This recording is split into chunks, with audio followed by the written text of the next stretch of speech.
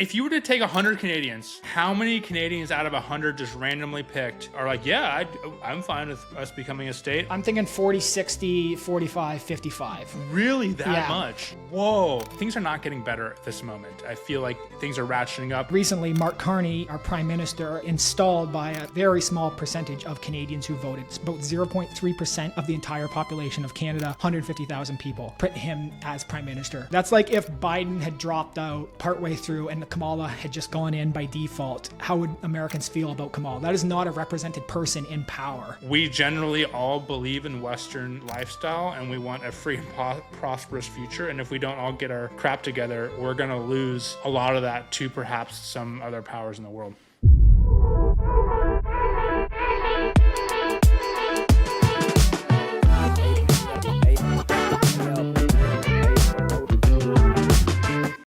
Welcome, everybody, to the Adventure Capitalist Podcast. The Adventure Capitalist Podcast is for the uncommon man, where we discuss global trends, hidden investment opportunities, adventures, and ways to live an exciting life. My regular co-host, Austin, is out today. He is sick, but we have an awesome guest, Tyler Bryden, who I'll introduce in just a moment.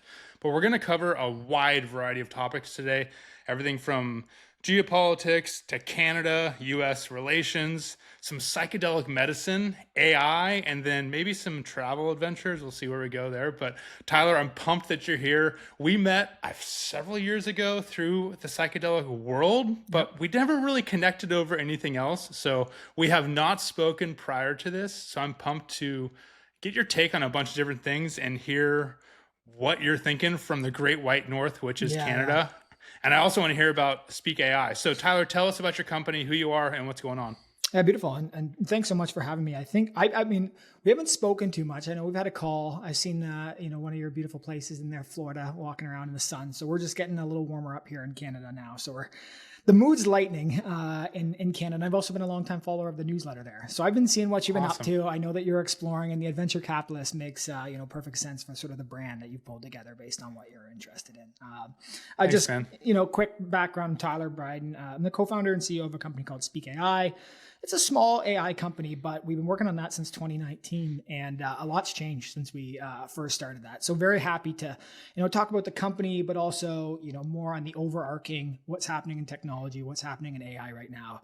It's a very interesting, and right now as we're recording, I don't want to date it too much, but Jensen Huang of NVIDIA is doing his keynote. So I'm sure there'll be some news coming out of that. And there's obviously a lot of people watching that talk right now, trying to figure out what's next for AI. Well, I'm sorry to take you away from that. I feel that's okay, sir. Don't you worry. I feel like the news and the I guess information cycle right now in politics, but also in the business world, you can't wait 12, 24 hours. You got to see what a president is saying or what a CEO is saying. You've got to know almost in real time to make decisions. So I apologize for taking you away from the NVIDIA update, but I want to hear about Speak AI. So you started your company in 2019. Yep. And I got to say, one really amazing thing you do as a company founder, you send out, I think, monthly updates. Yes, try to. Yes, pretty consistently. They're unreal. So anybody listening to this, whoever wants to start a company or is currently running a company, to provide a monthly update, not only to investors, but people who are curious, because I think, number one, it obviously maintains a relationship with people you're connected with. Number two, it brings people along on the ride, and you show the ups, you show the downs, you show your wins, your failures. And then number three, I think it was one of the most important things, is that you get to document for yourself what you're doing, the progress you've made, and you provide these monthly benchmarks where you say we have users up or down, monthly recurring revenues up or down. So I just wanted to give you a real pat on the back on that. I don't know if anybody's ever told you that, but the monthly updates, absolutely amazing. So Speak AI, what is it? Like in a nutshell? Yeah. So just a little bit on the background. I was a marketing guy before this. So spent a lot of time, driving people to the website and interacting with, I would say, Google Analytics a lot, really trying to understand what was happening and, basically turning people, navigating websites into numbers on a screen that we could make decisions based off. And what I noticed is a lot of, say, phone calls that were coming from websites were being lost sort of in that process. And so I wanted to understand, hey, what's happening on these phone calls? Someone clicks on one of our ads, they go to the website, and then all of a sudden the phone conversation happens. It turns into a big sale. From my perspective, there was the sort of selfish piece of it, which was I wanted to take credit for a sale if it happened for one of my clients. And then I think the other side was it was just a curiosity of how could I take sort of unstructured language data like the conversation we're happening here and turning that into an insight. And I know insight is, a pretty, I don't know, a word that people are like, what does this mean? It's pretty untangible sometimes. But for us, the goal was, let's take a conversation and try to quantify it. Let's look at it like it's a Google Analytics dashboard. And how can we take a conversation or a bunch of conversations and sort of turn it into that analytics dashboard? So we've built it along that since 2019.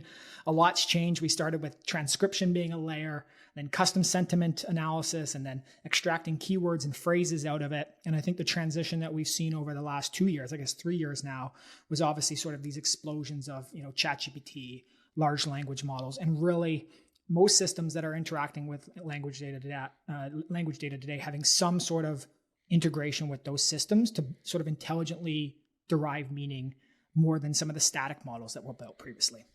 So everyone knows what AI is because if you're listening to this podcast or any podcast, you've heard about AI. But I would say there's a broad spectrum of understanding what it actually is and how it's impacting life today. So when I think of AI, and specifically for your company, I think of the early versions, which people or AI companies took earnings calls from companies and they ran them through whatever large language model, and then they picked out certain trends. And one of the funny trends that was, I'd say probably 5 years ago, was actually the use of the word AI.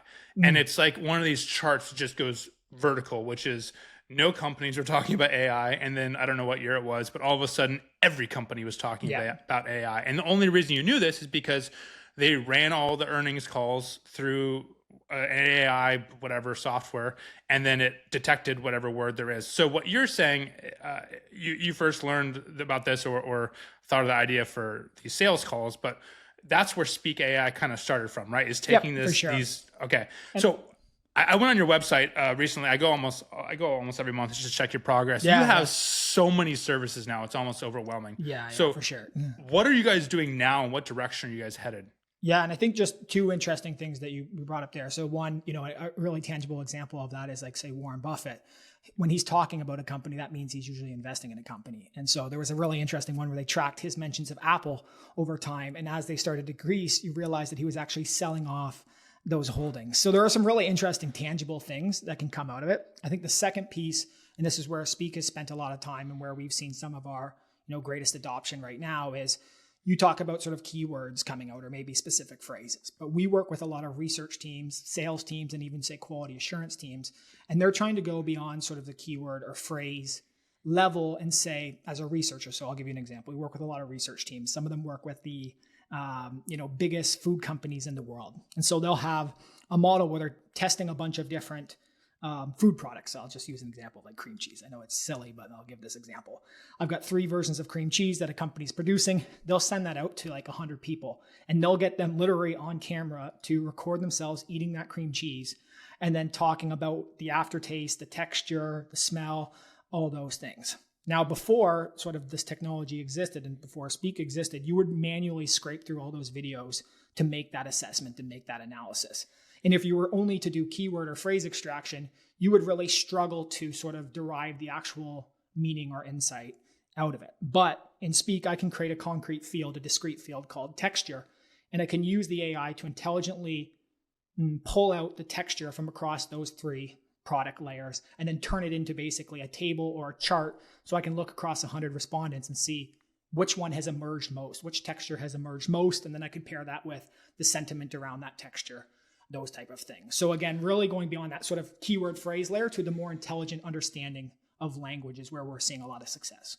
And I assume, you talked about prior to this technology, humans would do this, meaning they would watch a video or they would get feedback. But of course, humans are subjective, right? Or they make subjective decisions. They identify more with a person than somebody else and may get a different message beyond the words. Whereas what you have is a consistent platform that is taking this information. It doesn't have emotion or like specific, subjective analysis from test to test, and you're able to get a better, broader data set. Is that correct? Yeah, I think that's a good way to look at it. I think researchers themselves, like obviously human researchers don't want to get removed from this equation. So they would say, hey, human researchers have this bias and they try to minimize that bias and sort of document that bias as they're going through the process.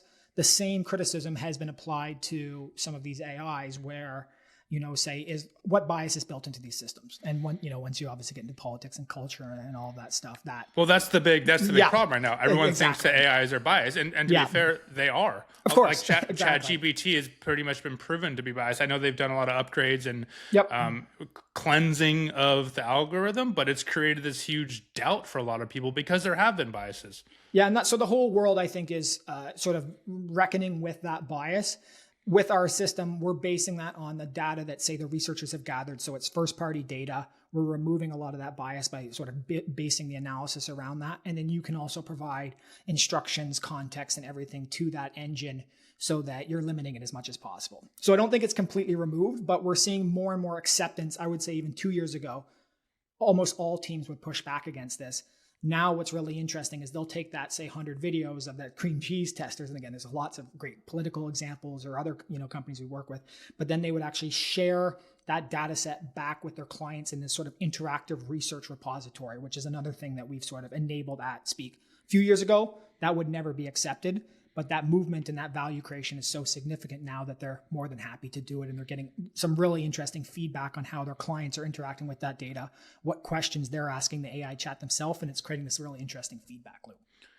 So what you're explaining right now, specifically with the cream cheese example, is you providing this service to another business. So it's almost, I want to say B2B almost. I mean, you're not dealing with like the everyday customer. And I think that's where a lot of AI gets lost today, which is the average person, the mom, the dad, the whatever, the high school student. They're not really thinking of AI in their everyday life. They're thinking about it more being implemented in the business world, which is totally understandable. But one thing that really kind of hit me was this new therapist mode in Grok AI, where you can ask it questions and it will give you pretty good answers and pretty good direction about really personalized life situations.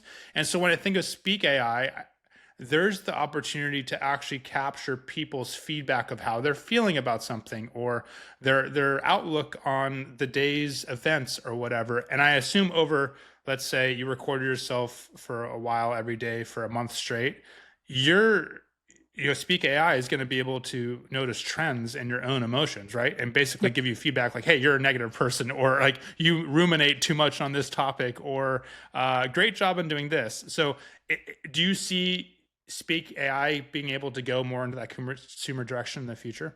Yeah, I think that's so I had many motivations for sort of building this infrastructure that was Speak. And when I say build it, myself and many developers, because I couldn't build this myself. But, one of them was this really interesting situation where I had gone through a difficult part in my life.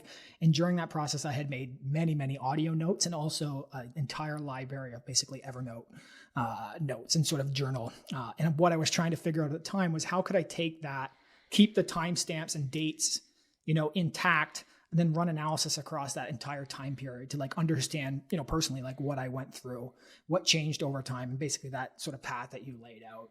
I think that was a really interesting sort of use case of Speak. We actually saw some medical companies apply this and sort of even specifically in psychedelics, sort of like pre-treatment, during treatment, and post-treatment. A little bit more experimental, and we didn't quite see, I would say, one is the user adoption of that. I think you have to, force people to, enforce is not a very good word, right? Like people want to have to get the insight back, want to engage in, especially in that use case, that clinic. How many times will people record? Are they using this natively? Is this built into their workflow in something natural? Because if you don't have that, you don't have a data source, obviously. So, for us, I think we had a branching path that we went to because of the sort of more maybe bootstrapped, nature of our company, we went with the more commercial adoption. And so that's where we ended up with a lot of like private market research, academic research, and then the sales and quality assurance sort of use cases there. So I don't hesitate, I don't want to say no forever, but at least business has taken us this far. Got it. Yeah. So I don't want to talk about it yet because I want to say the psychedelic conversation to the end because it's almost like the dessert because we're going to talk about some pretty crazy stuff. But just as a teaser, are you comfortable sharing any of your personal stuff with psychedelics later on? Yeah, of course. I think one of my most popular videos on YouTube is basically like detailing my DMT experience. Okay. And so I've gone through the ringer on that and shared that publicly. And so no challenge on that. I'm an open book. Okay. Well, that's the teaser. We'll talk about that in a little bit. So I'm going to wrap this AI conversation up in just a moment, but I want to ask a couple more questions of course. about the main platforms. We got Grok, Perplexity, ChatGPT, you got the Gemini, Claude. You got so many different names. And I know some of them are like more the consumer, let's say gateways on top of the actual large language model. I'm talking beyond my pay grade here, but the point is, what I wanted to say is I actually started using Grok a lot lately because when I'm on X, the ability to use Grok is right there. You just click the button and you can use it for anything. It is mind blowing how good it is. It is wild how good the feedback is for very specific, like largely complex situations. For example, I would be like, hey, I'm going on a road trip from Florida to New York during the month of May. Which freeways should I take? What's the weather going to be like? And give me the best stops. And also I want to do a cold plunge while I'm in Virginia. And it's going to come back with like the most perfect, answer. And so I'm curious from you as being in the AI world, like what platform is winning right now, and where's the AI game going in the next year or so? Yeah, I think you punched pretty in level with your pay grade there. I think that was pretty a good take on all the tools. So I think from both consumer and business, actual usage and adoption, ChatGPT and OpenAI are still, leaders. Is a great chart. I don't obviously have it on me here right now. Otherwise, I pull it up. But sort of the market breakup and segmentation with Anthropic Claude following, I think, pretty closely in second. Gemini is making some movement up. Where Claude is really interesting is it has this very native integration with Cursor, which Cursor, I don't know if you've seen that company, I think is the fastest company to go to 100 million ARR. And that is basically augmenting developers. Like it's a split of Visual Code Studio that then is integrated with like basically Claude's ability with Sonnet, and then some really interesting things that they put on top. And so I know developers on our team, like they cannot live without it now, which is pretty crazy. And we've already seen even say Y Combinator talk, maybe this is good, maybe this is bad. 90% of some of the code that has been produced is AI generated and using, Cursor in that infrastructure in some way. So wait, so let me get this straight. Your developers at Speak AI who are developing code for an AI company are using another AI company for sure to I guess develop code even faster than they could individually. Yeah, so it's like copy. It's incredible. Copy paste. What are we talking here? Basically, any if you look at a lot of code, it is boilerplate code. You know what I mean? It's a function. It's an API. It's something that's pulled in that does not need huge cognitive ability. And because Cursor, for example, has a deep understanding, because it can look at all the data, just like how you were talking about that trip to, where you want to go, and it's got some context on who you are and what you like. It can make those intelligent recommendations. Cursor's doing the same thing through the code. And it's really incredible to watch. It's basically autocomplete for your code, but recommending whole things. Anthropic recently released a new version that I think most developers sort of classified as too aggressive. And so they rolled back to this 3.5, this Sonnet 3.5. But yeah, more and more developers are using this. And so we're in an area where, I think one of the questions you were sort of interested in was like, where is disruption? That's going to be one of the greatest, I think, disruptions that we're going to see is just the feedback loop, or not even the feedback loop, but just the speed of development and deployment of applications, the minimal requirement of developers. And I know there's going to be huge pushback to that. And, when you're having infrastructure and all these things, like I've seen where these Cursor and these systems also break down. Like developers are not going away, but there's going to be a higher level of architecture sort of developers, whereas junior more sort of those boilerplate developers are going to start to be removed. And we're already seeing developer job postings go down significantly. And this was like the gold mine. This is like what you wanted to do in your career. And all of a sudden this has been disrupted, and forward looking, any developer who's using those technologies say, holy crap, my sort of career, if I don't upskill into architecture and things, might be disrupted pretty significantly here. So that is a huge disruption, I think, across society that we will see. So I'm pretty stupid when it comes to development and stuff. So I like to think of like real world similes or comparisons. So if I'm building a brick wall, I've got to have brick and mortar and all that type of stuff. But if I'm building a brick wall, I'm going to go to Home Depot and buy bricks, and somebody somewhere is building those bricks. Now, if this was 1,000 years ago or whatever, I would have to like mix the mud and make the brick and then stack the bricks. So is this kind of an analogy, like you're building Speak AI, but you're using another AI platform to help you with like those bricks? So you're basically getting the bricks and then you're stacking the bricks in your own way. Is that a horrible analogy? No, I don't think that's a horrible analogy. I think we, before this AI sort of code production, have a lot of bricks in place, you know what I mean? And probably even built some of those bricks directly from scratch. But say we want to integrate a new service, like for example, we did voice dubbing translation. We didn't build our voice dubbing algorithm from scratch. We just pulled that into our system, layered it in a nice way so it like integrates nicely and is a smooth experience. And so that will just pull in and say that API connection. Again, that could have been a quick process earlier with just a talented developer, but anyone can handle that, and it's even quicker now, if that makes sense. And I think, one of the interesting companies that might be fascinating for you to check out is a company called Replit, Replit. What they're doing is they're actually handling the infrastructure back end as well too. So you can basically take a prompt and you can generate a almost live in production web application that handles all the infrastructure and everything through a prompt. And so that brick sort of metaphor that you were talking about, I'm trying to break that down to a better example, but you're basically standing up the whole wall in one prompt versus what you used to have to do, which even our process where we're stacking those bricks, the whole wall can be produced. And again, those things will fall apart with certain usage. And if you get a bunch of load on it and all those things, but still the fact that we're there is crazy. And they just released a mobile version of that application as well too, where you can create your own mobile app basically on your own device on your phone. So you yourself, as a guy who says, I'm not a developer, all these things, you will be able to create your entire own app experience customized directly for you in seconds on phone, on browser, that's personally, perfectly tailored to you.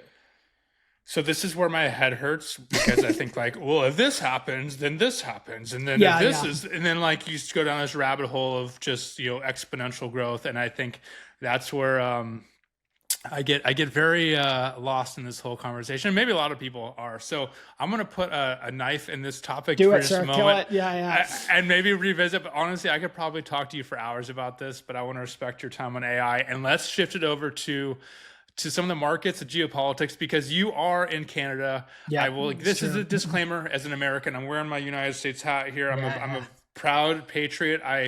My personal career, I've spent the past almost 20 years going around the world investing. I've done business in China, Latin America, all over Europe, Africa, Australia. World's an amazing place, but I always say that the US is the number one place to do business and grow things. It's the healthiest horse in the glue factory. But the disclaimer is that I love Canada. I have nothing against you guys, but I feel like, at least if you read the headlines, the U.S. and Canada are having a spat right now. So for sure. What's the temperature in Canada? Like, what do you guys think of us Americans right now? Yeah, and I think, you defined it pretty well. There's a pretty big separation, I think, between the individual person and maybe say the administration, level. And I think a lot of both Americans and Canadians feel pretty far away from the choices that are being made right now. I think, probably a lot of Americans, even say Republicans or people who are on the right wing who voted Trump in, didn't necessarily he was going to go after Canada and Mexico, first on his priority list and so aggressively. And I think, Canadians on the same hand do not like the response of our prime minister or our former prime, I don't even know where the hell we are right now, with immediate responses to reciprocal tariffs, because, this ratcheting up of temperature, I think, has been not ideal for at least my perspective. Most Americans aren't that happy. I know there has been some anger there's been some, I see it on the comments and stuff, Americans going at Canada, hey, we're going to crush you guys. And then Canadians going back. But I think generally, we talk about this idea of Canadians and Americans being alike in a lot of ways. And I don't think this is necessarily what we wanted. So part of the population, pretty hot, pretty angry, maybe a little disappointed, and probably scared from what I'm seeing.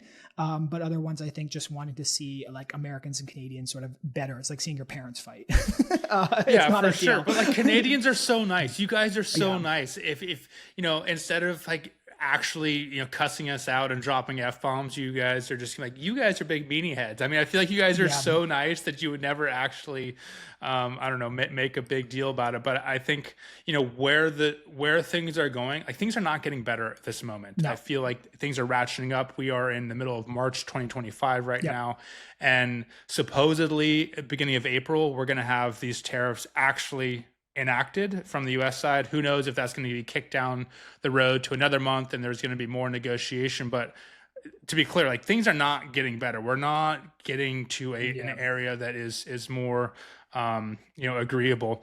But I think a lot of that has to do in Canada. This is an outsider's watching, with the changes in your own government and kind of this identity, I don't want to say identity crisis, but maybe where Canadians are questioning, what does our country actually want? What are our leaders going to actually do? And I picked one quote off of one of your videos recently because you talked about Mark Carney and how it's so ironic that, it's the Liberal Progressive Party in Canada and they pick a white male banker who's the exact antithesis of, what this party's supposed to want. And I'm curious, what's Carney's reputation, and where do people think he's going to go direction-wise in the short term? Yeah, I appreciate you asking. And I do think, I mentioned this in another video where it's it is interesting to see Canada's politics elevated on a little bit more global stage and be a bit more interesting, even to Americans. I think we're in that very crucial moment where you see the trajectory of a country. And there's a big chart that's floating all around X today where it shows the growth of countries over the last 10 years, their GDP, and Canada's at the very Canada shrank. We've talked about that before, especially GDP per capita. Exactly. Well, you guys had such massive immigration. Crazy. And I mean, I've seen that firsthand effects. I don't need to get too much, into that, but there's been a lot of anger over that. And I think we're on that split, basically what the US had just at the end of last year, right? Are you going to go Kamala or are you going to go Trump? And those are very different trajectories of the country and path that you're going on. And so what's happened here recently, Mark Carney is basically our prime minister and, basically installed by a very small percentage of Canadians who voted, specifically Liberals, about 0.3% of the entire population of Canada, 150,000 people, put him as prime minister of the country. That's like if Biden had dropped out partway through and Kamala had just gone in by default. How would Americans feel about Kamala? That is not a represented person in power. That's how a lot of people feel about Carney right now.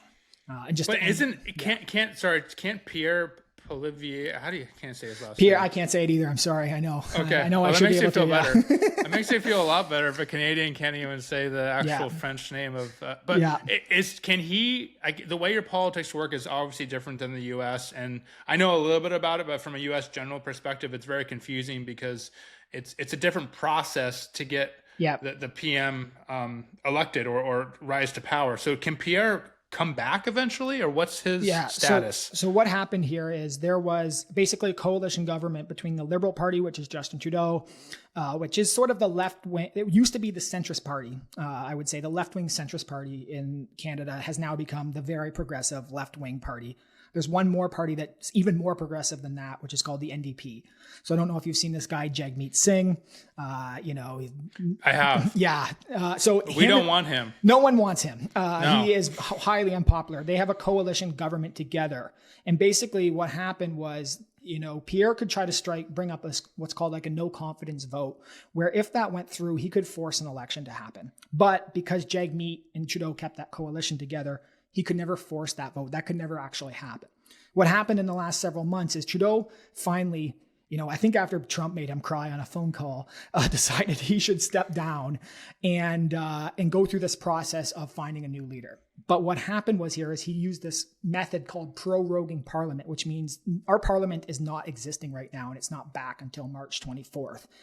On March 24th, which is not that far away, we could start to try to have no confidence votes again. But all of this rests on, will Jagmeet Singh continue supporting the Liberals, or actually vote with Pierre? But why would Jagmeet Singh, go with Pierre? It's the complete opposite of what he believes in, basically. Exactly. And it takes him out of power. And Liberals have lots of ways to woo Jagmeet. And famously, Jagmeet wanted to keep this.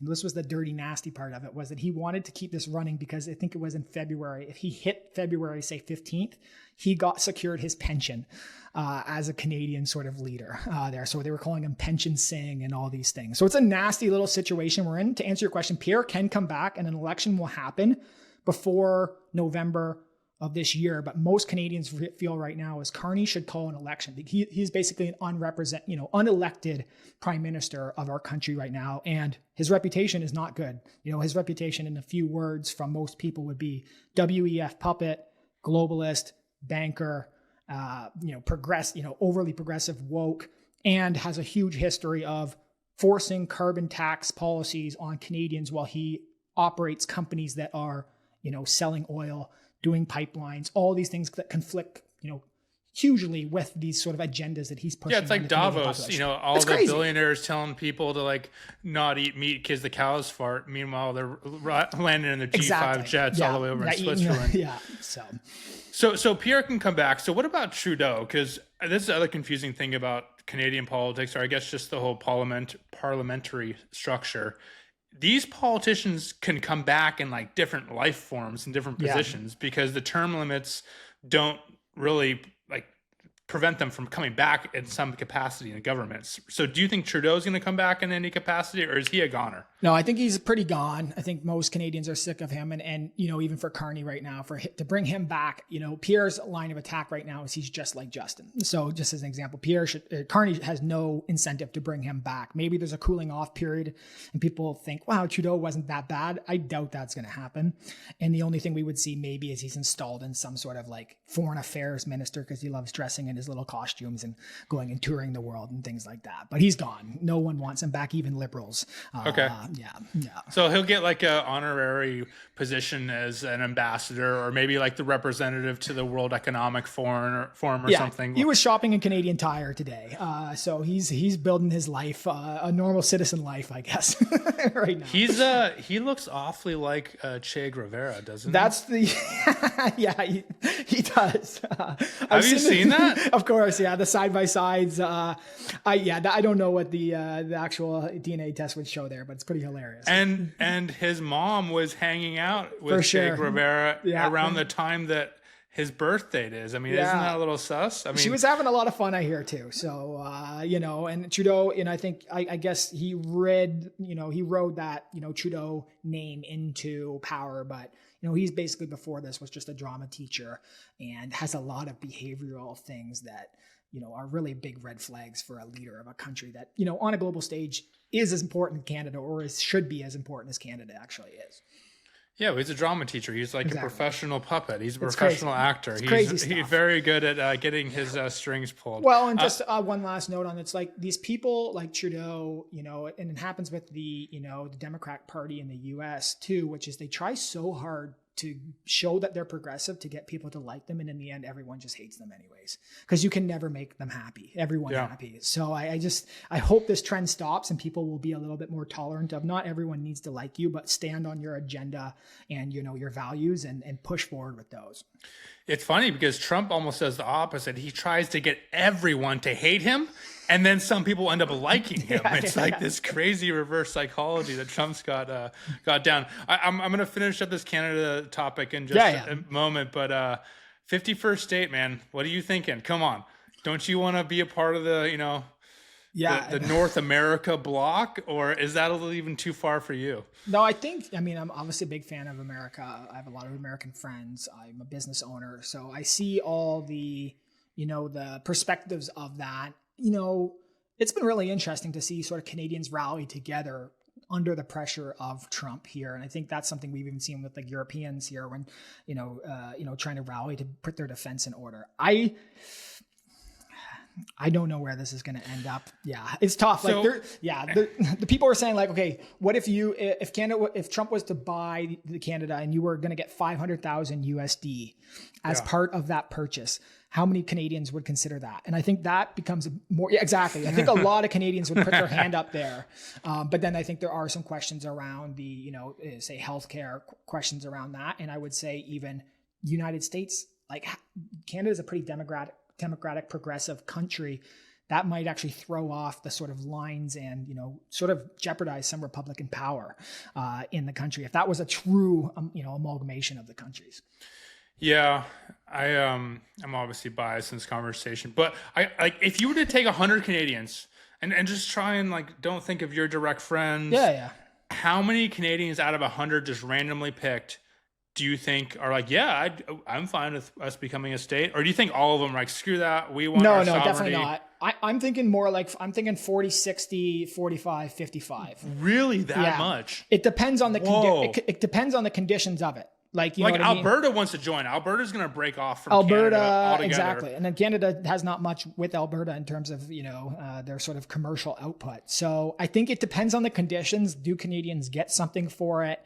Because it's like, say if you build a company and you get like an all stock purchase, but that stock isn't worth anything. That doesn't seem like a very good, acquisition or exit or liquidation. So I think there would have to be a pretty compelling deal for Canadians. And I think that 100 people, it really sort of depends on their, financial makeup, obviously their, sort of understanding of the world and how they like view politics.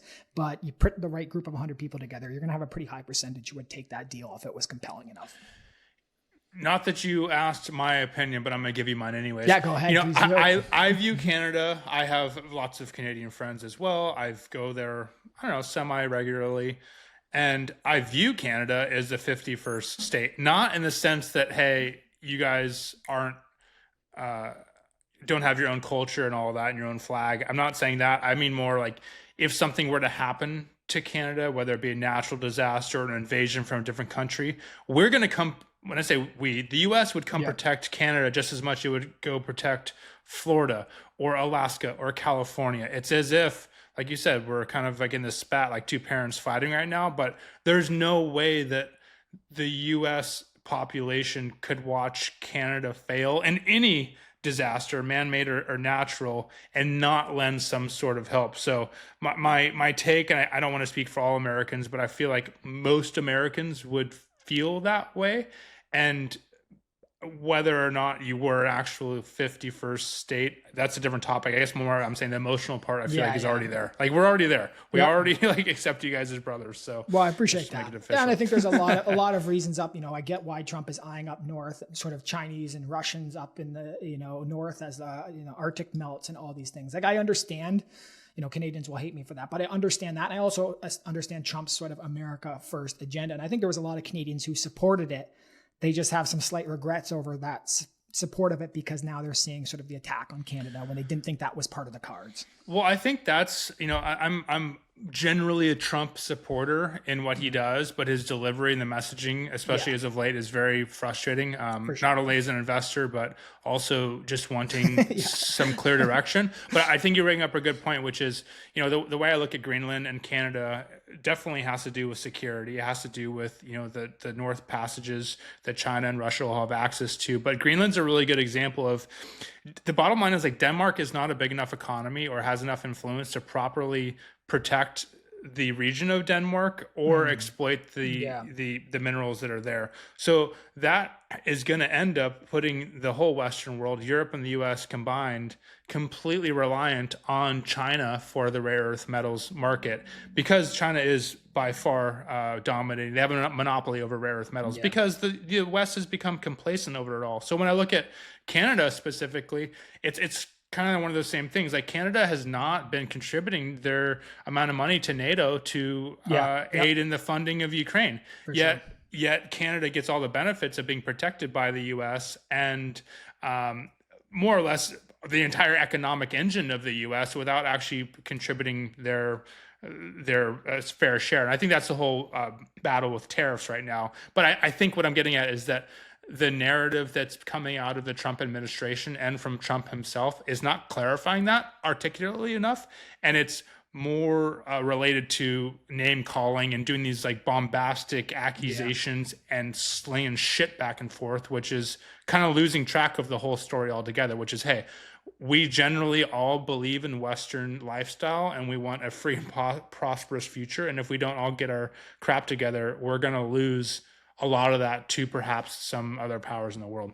Yeah, and I'll just make one last note on that, and I know we will move on from Canada. Yeah. It's a micro, issue in the grand scope of some things. But what's interesting right now is, Trump's sort of, behavior has actually increased the popularity of the Liberal Party, because they've sort of, labeled Pierre as sort of maple MAGA, or the, reincarnation of Trump in Canada, which I actually don't believe that narrative. He's, much calmer in a way, much more collected, precise with his language and how he speaks. But it sort of jeopardizes the alignment that Canada was about to have with the US, because it was such a blowout victory for conservatives that was coming in Canada. Now that's actually been jeopardized, where Carney actually has a chance of still securing power, either majority or through a coalition government here in Canada.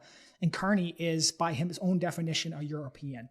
And so what you will see is Canada's making a choice. Do we want to continue to be the West and align with America, or do we want to align with Europe? And the trajectory we're on right now, unless Pierre can properly intervene, is European. And I don't like that trajectory, unfortunately. Yeah, I mean, I think that's the general complaint with Trump. And, maybe a century from now, when you look at world history, Trump will probably be memorialized for a lot of things he said, just because it's so incredible and so outside the lane of general diplomacy. But you're right, every country seems to have somebody that the population identifies as their version of Trump.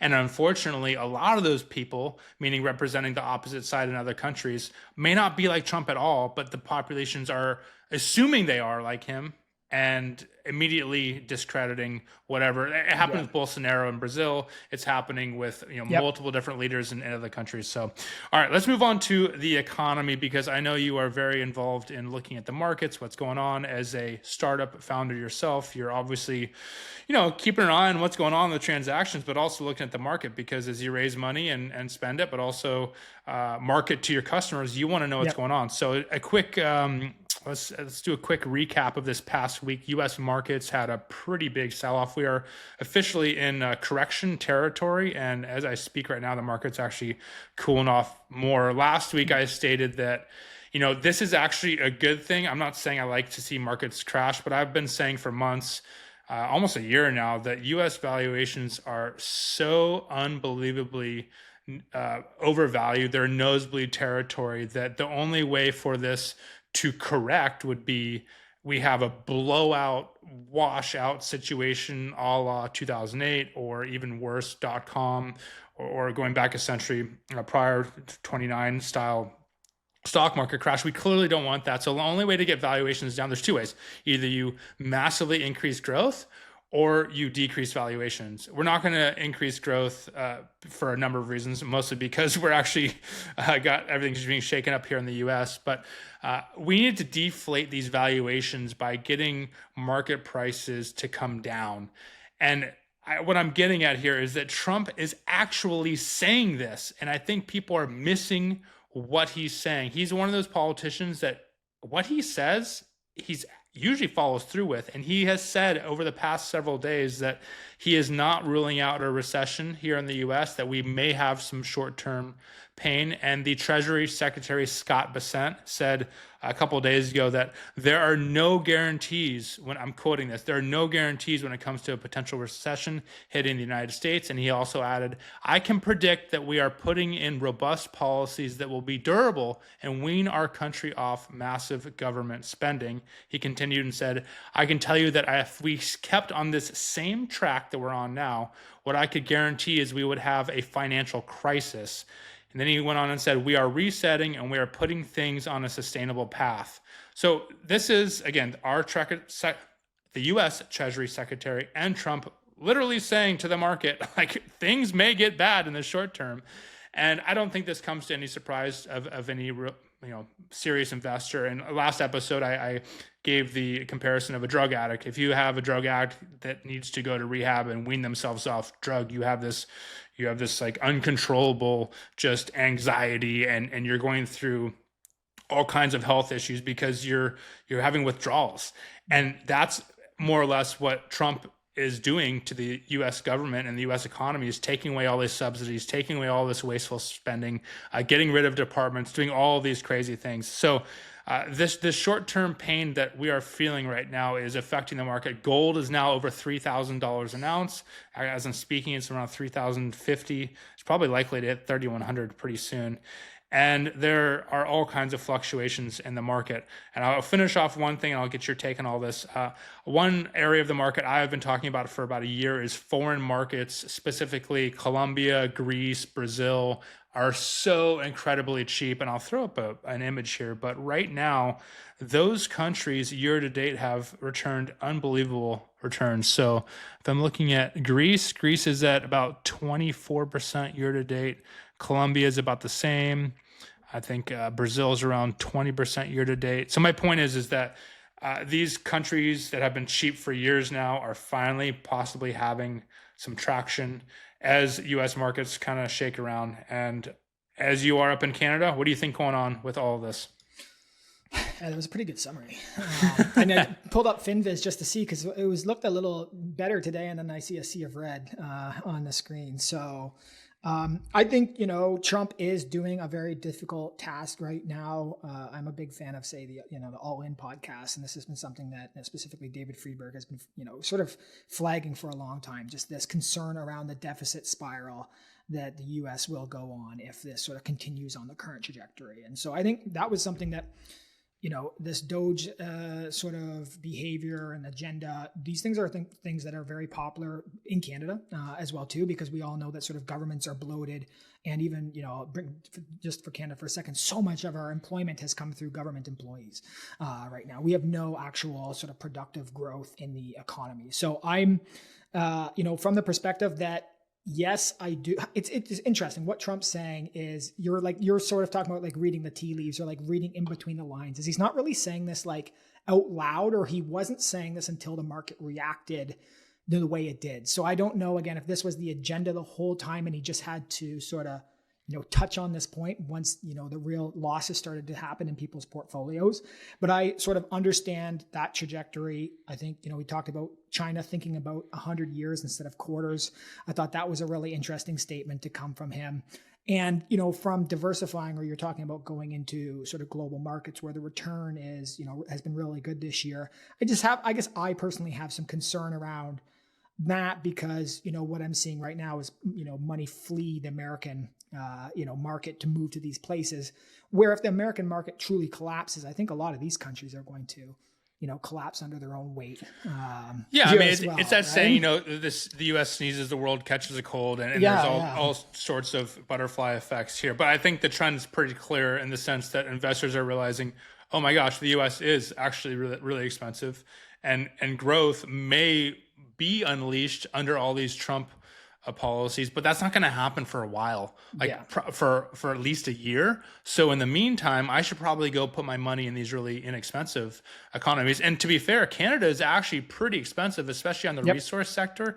Oil, gas, mining in Canada is extremely cheap right now. I could probably list off 100 different companies in Canada that are, questionably cheap. Like, why are they that inexpensive? So, ironic as this may all be, Canada may actually do pretty well from this whole tariff thing, meaning the tariffs may damage your economy in the short term because of all these, costs that the economy is taking on. But then the valuations of the companies within Canada may spike, which may bring in some more wealth, which is kind of the ironic, butterfly effect here. And on US, where are you looking right now? Like we're at like 8-9% drawdown here almost. Like where do you say, okay, US valuations are exciting for you again? That's a great question. So US forward price to earnings is around 20. This is S&P 500. Still historically over around the Yeah. 14 mark, 14, 15-ish. Crazy. But last, or actually like a month or two ago, we were at like a PE of 30. And I'm not stuck on PE solely, but I do think it's the best measure to look at, especially across economies. I don't think I would be getting excited about the US until I'm going to say like low teens. Wow. Yeah. 13, 14. And if we do get down there, that's significant pullbacks from where we're at right now. I'm not predicting that will happen. I'm just saying I wouldn't get excited about the US until that happens. That said, Colombia, Brazil, a lot of these other countries, by the way, I'm not saying these economies are better. They're just so damn cheap right now. Yeah. They're single digit PEs and their yields are like double digit. So as far as an investor trying to protect their money or looking for value, those economies are they're no brainers. I do think long run, those economies are pretty corrupt. So they're going to have some structural issues. And I'm not saying they're going to be better than the US in the long run. I just think for investors to hide out there would be interesting. It's interesting. Just one last note. I think, from someone who spends so much time in AI, like the AI narrative has held up the market for so long here. And I think, obviously there was the DeepSeek moment and these little moments where, sort of that market confidence in that narrative started to fall apart. Even Satya Nadella came and said, these models are all being commoditized, and even that. So I think, I've always been skeptical of that narrative. And I still think we haven't seen the full reckoning of that narrative that was used to sort of hold the market up in like a very uncertain time right now. So I think we still have that to unravel a little bit here. And then the one last note is just like, obviously Buffett here is sitting on all this cash. So, it's just like when you see that accumulate and when I start to see him deploying again, I hope that at least in some way is like a signal that we've hit a bottom, but that hasn't happened yet. No. So, and it's always, it's delayed. His filings are delayed. So we don't really know what his cash holdings are in real time, but it could be even more. Are you a crypto guy? I don't know. Are you? I follow, definitely not as deep as you. So I wouldn't claim too much expertise. I followed. I feel like if you're an AI guy, you got to be a crypto guy. Isn't that like hand in hand? It definitely hand on hand. I would say a little bit more risk averse, which means I've also missed out on a lot of great fun and yield there. But I followed it more closely. David Sachs, who was also on the All In podcast, Crypto and AI Czar.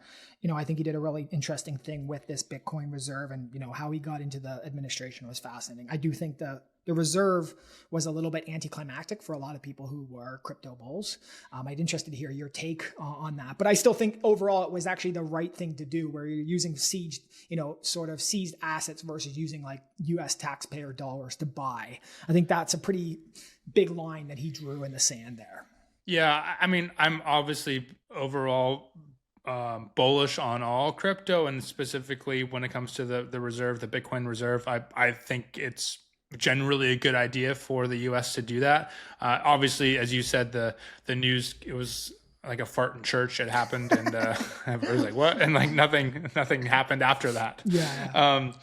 I think, if you look at the crypto charts right now, as far as like fear, greed, we're out of control on the fear side. So now would be a great time to accumulate, even though it looks terrifying. Yeah. But I could also see this being a rocky road for a little while, because at the end of the day, if you look at the NASDAQ performance correlated to crypto performance, it's almost lockstep. Yeah. And as long as technology is suffering, crypto is going to have a hard time. So I don't know if that will ever break, meaning crypto outperforms NASDAQ performance. But I do think without some serious economic, at least stability, we're not going to see any crypto rip for a little while. I don't know what the catalyst is, and then obviously we've seen gold just skyrocket here. So pretty interesting. Yeah. All right. Let's go over the health, because I want to go back to psychedelics. But dude, I got a question for you. This is going to be embarrassing. I'm sorry, dude, but I got the same problem. Do you want to go to Turkey? Do you want to go to Turkey together? I've been looking at it, sir. You look a little better than mine, I think. Yeah. No, I mean, I'll admit I'm a little bit better than you, but so I went surfing. I was out in California like 8 months ago, and I surf a lot, and it was the first surf session I had in a while. The water was really cold, so I didn't feel myself getting hot, and I didn't have a hat on. And dude, my head got roasted. Oh god. This just got roasted, and my like to the point like my skin on my scalp had like it was bad, like alligator skin. So like a week after, it was it was disgusting. So, anyways, it was kind of my wake up call. Like, oh my god, dude, I'm thinning on the hair. So, I was at Mar-a-Lago 2 weeks ago, and I met this basketball player, and he was like, we were somehow Turkish hair plugs came up. I feel like that's a hot topic if you're in your 30s and you're a male. And so we're at Mar-a-Lago. I'm talking to this basketball player. He's like 7 foot, so I can't even see the top of his head anyway. But somehow he comes up. He's like, "Yeah, I did it." He's like, "I went to Turkey. I flew there. They picked me up in a limousine, and they did the whole procedure, and it was $2,000." And I was like, $2,000 to get new hair, and you get the limo treatment, and you get to go to Turkey for a little while. So, yeah, are you going to do it, or are you just going to embrace it and shave the head? I think I'll have a little bit of time here, but I'm going to do it. I got my cousin, not my cousin, but my cousin's husband. He's got the whole quote. He's got everything packaged up. He's ready to go. So I might wait to see him to see my firsthand perspective on it. But I have nothing against it, and obviously I've had this hairline for a long time, and I'm getting to 32, 33 here now. So it's not going to get any better. So I accept, I'm going to get it. I'm going to overcompensate. I'm going to get the line right down here. Yeah. You're going to go right down here. No, I'm kidding. I like it. just a one head. And like this straight line, like as straight as possible. I've never had that straight hairline. I've always had the widow's peak. So I would like to just see how it feels to have that nice straight hairline. So I don't know when it's going to be. It's not like number one on my priority. I didn't know it was 2,000. I thought it was about 6K USD still. So that's what this basketball player at Mar-a-Lago told me. By the way, his hair looked great. I said I couldn't see the top of his head, but like the front, when I was looking up at this guy, I was like, your hair looks great. I'm going to drop the guy's name. It's a funny name. He said Dr. Birkin, but I remember because it's beer can, but it's spelled BIRCAN. So then I saw him on Instagram. I gave the doctor a follow, and I shit you not, within 30 seconds, I got a message from the guy. Oh, wow. And so their marketing is on point. So you're going to go? Are you going then, or what? I'll see you. I don't know. So I might just like go the shave. I'm pretty undecided. The family, the wife is like not into it. She's like, she didn't say yo, but she said, hey, you should just embrace it, be yourself, and just shave your head. When it's time, just shave your head. And she said it's not time yet. But for me, I'm like, look, Elon Musk got it done, and he looks great. Like that guy's hair looks incredible. They said it's it's an indicator. I mean, it's a terrible thing to say, but like if you're bald, you're poor, which is a horrible way to look at it. But it's sort of like a wealth symbol in the future. Well, my buddy Peter is totally he's totally shaved. He's built for speed, and he says that being bald is like high testosterone, so it's like a manly. Interesting. Okay, yeah, if you're bald and jacked, you can pull it together. I do agree with that. You can look real good. Yeah. So let's talk about psychedelics a little bit, and I want to hear the personal story if you don't mind, but I'll kick it off with my personal story if you don't mind. Okay. So I've never actually really talked about this, so I'm gonna skim over a little bit. But I was a firefighter in LA for a while, and just by the way, one thing I learned through seeing gnarly shit is that it's all relative. When you think you're going through something, like a parent passes away, or you see a murder, or you have childhood trauma, you always think that your situation, because it was more gory or more dramatic or whatever, was worse than somebody else's. And one of the things I learned through having this perspective on everything is that it's all relative, and everybody's going through their own battle, and everyone's going through their own shit, and assuming that yours is worse than somebody else's actually makes it worse for you. I'm kind of I'm reverse ordering the story here. But anyways, when I was a firefighter, I saw all kinds of crazy stuff. And one of the big things I noticed was that the activities and substances that harmed people the most were these drugs, alcohol, just gambling, whatever it is. Meanwhile, these psychedelic medicines were not only used by people who were pretty successful and very squared away. They were actually helping people much more than anything I had possibly seen. So specifically, I'm talking about some cops, firefighters, and military friends who I was very close with, went and got psychedelic therapy. And I don't want to say they were cured from their PTSD and past traumas, but it was light years better than what they had gone through with traditional talk therapy. And I'm not shitting on talk therapy. I think talk therapy is great, but for certain people in certain instances, it's almost humiliating to go through that process. And so when I was a firefighter, I learned all about all this. After I was a firefighter, I ended up investing in the industry pretty early on relative to where the industry was at that point. And that's when I ran into you. And I know that you have been involved in it. And I'm going to leave my story there and flip it over to you, even though I didn't really go that deep. Yeah, I appreciate you sharing. I didn't actually know that you were a firefighter, so I'm not going to say it explains a lot about you, but it definitely adds a layer of context. A layer of like my knuckle dragging blue collared stupidity. Yeah, I get you. No, I appreciate you sharing, and and I think I'll have a similar sort of skim over, but I for me it was just family trauma growing up, and then. One thing that I think, you've have maybe a buddy in common there with that Daniel Carcello, but hockey. And yeah, he actually lives nearby me. Yeah. So I think that was something that, I don't understand all the science behind that yet. He seems like he's done a lot of work there, but, sort of the culture of hockey is one thing, but I think just actual head trauma, was another. And then I went through a really difficult time after my hockey career ended. We had a championship. We got paid to party, got a little out of control. I mixed, the classics that you were talking about, the booze, the powders, all that stuff. And then at the same time was sort of getting through, with the mushrooms and experimenting, and just one little trigger. My dad had a heart attack. A lot of family stuff came up, and I just sort of went this downward spiral. And so I saw, I think, the dark side of psychedelics in a way too, which was overusage without understanding it fully in a very high stress time in my life, without any sort of support around me, and also no real processing of like what I was going through. And at that young age of like sort of 21, where you're really, a lot of things are going on. So it took me a while to recover. I ended up in hospital as an inpatient. I went through quite an experience. I gained a ton of weight. I was 280 pounds, which I don't know what that is. Yeah, I don't know what that is in kg in Americans. I'm sorry for you, but it's very heavy. Wait, 280 pounds? We don't do kilograms? Okay. Oh, you do? Okay, good. Yeah, 280 pounds. So I'm pretty heavy right now, but it's more muscle. I'm 230 right now. But I would say my good weight. How tall are you? So 6 foot.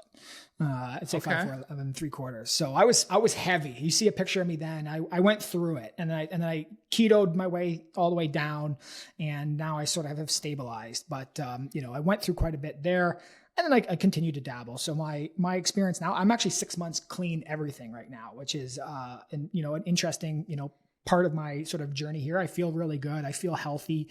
Summertime's coming up though, so I'm sure maybe some reemergence back in.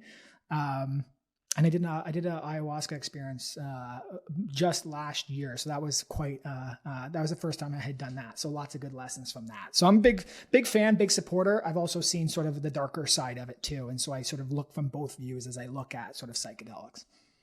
Yeah, it's interesting you bring up the darker side, because I think somebody who doesn't know about psychedelics at all assumes that it's a drug scene. It's this whatever horrible thing that you shouldn't get involved with. Then you open the door a little bit and you discover this, wow, actually this is really powerful medicine. There's a lot of great science behind it. There's a lot of great people involved. And then you dive even deeper, and then you realize, oh wait, there actually is a bad side to this whole psychedelics thing.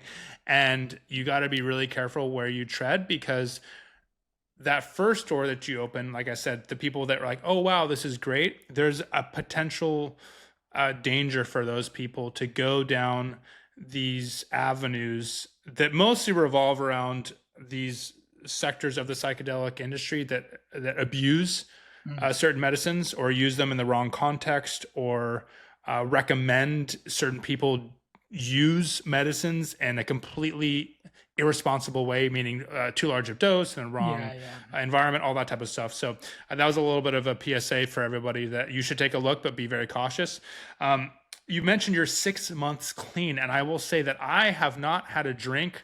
I love to drink. I love beer. I'm not like an alcoholic at all. I would say that I love a good drink, and if I'm gonna have a beer, I'll have like 4 of them, because that's what you do. spot. Yeah, but I haven't had a drink in several months now, I think, and I feel freaking great. And it's definitely like a trend of people drinking less and less. I mean, I'm like clean everything for a very, very long time.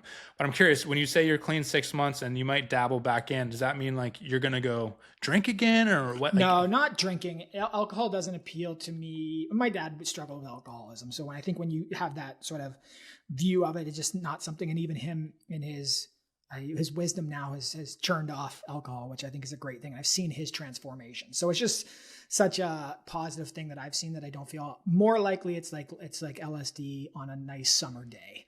And even I think that's just almost too good to deny. And I don't feel that sort of, either the, obviously the hangover that comes with alcohol, or then even I sometimes think the marijuana, obviously super strong now, but has a little bit of that, clarity loss that I seek for, especially that comes with LSD. So I'm not, sober, and I'm in an AA program. I didn't really have a lot of problems with, those substances, except for that sort of one period in my life. But again, summertime's coming, and I'm not opposed to having some fun there too. Yeah, well, psychedelic medicine is now used for a lot of marriage, counseling, and I have a couple friends who use it once or twice a year with their partner in a setting that is, enables them to talk, and they say it's the most powerful activity they do for their marriage, and they only do it once or twice a year. And those couples that I know, they're rock solid. They're rock solid couples. And speaking of couples, I think you recently got married, right?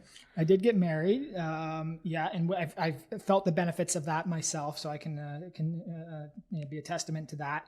And I've got a kid on the way. I've got my first kid. You do? Yeah. So super excited about that. So I think, the first person I told on a podcast, I haven't even recorded any videos about that, but the whole family knows. She's about halfway through. Very exciting time, and so we're super excited. Now you've got kids. I know they bring a lot of joy to you there. So I'm super excited about that journey, and a lot of the sobriety and a lot of things around my world are sort of revolving around getting ready for that phase in my life. So if you got any tips for me, I'm very open to them, and I'm super excited, obviously. Well, dude, I'm going to make an announcement here too. I have a third on the way. Oh my God. Congrats, brother. There you go. So, you're not stopping. Okay, good. I haven't told anybody. I'm trying to catch up to Musk to repopulate the world. You got a ways to go. I got a long way to go. And so my recommendations to you, well, one, stay clean. That's one of the reasons I stopped drinking several months ago. Again, I'm not like, I drink maybe a couple times a week when I am drinking, but I just know that first 3 months of the baby is pretty gnarly, dude. Yeah. It's like, it's just, Hunger Games, sleep deprivation games, but also as the dad, I mean, it sounds like you have a great partner and you don't have anything to worry about there, but as the dad for the first 3 to 6 months, you feel stupid. You don't have boobs. You are more or less doing the wrong thing at every moment, and you just kind of feel in the way. And it's like a huge kick in the nuts for those 6 months. And it has nothing to do with the baby or your partner or anything. It's just kind of this awkward thing or time frame where you're trying to provide, you're trying to be this valuable person, but it just feels like it's one of those situations where a man is not really like built for that. And of course, there's ways to make the process easier, but it's one of those really humbling experiences for a guy where you just know that you're kind of getting in the way of everything. So I don't have any specific recommendations for that other than good on you for being clean right now without drinking, because I'm telling you that the sleep is pretty brutal for the first 3 months. And if you got hangovers with that, that's like, oh man, salt in the wound. So it's good. Do you have a due date? Can you share that? Yeah, end of August. August 23rd. So if it comes a little early, it's a Leo. I think if not, it's a Virgo. I don't know how much you believe in those, but I'm a Leo myself. And okay. My daughter's a Leo. My older daughter's a Leo. I didn't used to believe in any of that like bullshit, the sun signs and all that. I think I kind of believe in that stuff now. I have no idea. I can't tell, but I feel like a emotion to it being a Leo. So dude, so I got a quick story about myself. So my birthday is on the winter solstice, which is this kind of like weird date because all kinds of weird shit happens. But I thought I was a Sagittarius my entire life, and then I had my star sign red or whatever that BS is, and I found out I'm a Capricorn, and it's like by a couple hours. And so I had an identity crisis my entire life, and I finally found out that I was a different star sign, so it made everything like made sense. So anyways, since I had that happen, I kind of like listen to people when they tell me what sign they are, because I'm more cautious with certain people, or I know like maybe I don't like oil and water. I don't blend well with some others. So I don't know the difference between Leo and Virgo for your child, but I'm wishing you good luck. Thank you, sir. I appreciate that. And congrats to you. Thanks, man. So the last thing I'll finish up with here, I'm going to skip our adventure corner just because we kind of went long here, but we got a 50-mile walk coming up. This is a challenge that Austin and I are doing. This is a historical thing that happened in the U.S. where the U.S. presidents challenged people to do a 50-mile walk in under 20 hours, and we're trying to bring it back because health, as we all know, especially in the U.S., just sucks. It's bad. We need to get our back on it. So I'm going to walk 50 miles in under 20 hours. I'm wondering, dude, are you going to do it, Tyler? Are you in for... Is there a specific date? Is there... So we're going to do different walks throughout the U.S. with different groups of people. We're going to try and do it on the same day, but it's not going to work out perfectly. The main goal is to get people to do this because, first of all, it's a tremendous accomplishment you can really hang your hat on. But it's also kind of a statement to your friends and family, like, hey, like you should prioritize your health. So I'm doing a friendly challenge to you. I know you're a former hockey player. I know you got it in you. But 50 miles is no joke. Dude, 50 miles is insane. It's 2 marathons, dude. Can you do it? Let me see. Let me check. Let me do a 50-mile to kilometer conversion here. 80 kilometers. Okay. Wait, you do pounds, not kilograms, but you do kilometers and not miles? Yes. Dude, that's fucked up. I know. Yeah. So I'm going to follow this journey because I saw it in some of your previous videos. And I didn't know the full context there. I would love to do it. I've been working out a lot, but I've also been eating a lot. So maybe I could shed a little bit of weight and get it done. Cool. All right, man. All right. Where can people find you, Tyler? Should they go to Speak AI? Where should they go to find you? Speakai.co, tylerbryden.com. That's Bryden. I got a YouTube channel. I just rant about a lot of stuff, but people seem to like it. And I'm pretty easy to find. Tyler Bryden, LinkedIn as well, too. Send me a message. Always happy to chat. I love a lot of the things that we talked about today is what I get pretty fired up about. So appreciate you having me and glad we got to jam here a bit. You're the man. Thanks, Tyler. Beautiful. Cody, thank you so